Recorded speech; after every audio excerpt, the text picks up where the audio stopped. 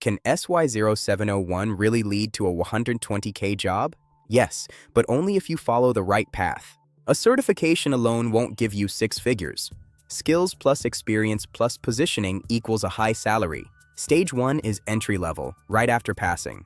Roles like SOC Analyst I or Security Analyst typically pay between 55K and 75K. Stage 2 is mid-level with 1 to 3 years of experience. Roles like Incident Responder or Threat Analyst see salaries jump to 80K to 100K.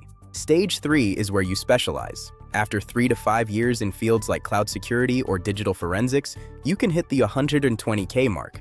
To reach the 120K plus level, you need strong experience, cloud security certifications like AZ500, and the ability to lead teams. SY0701 is for anyone targeting SOC roles or entering cybersecurity. Skip it if you are strictly focused on red teaming. If you're serious about hitting 120K, watch my 30-day SY0701 study plan next.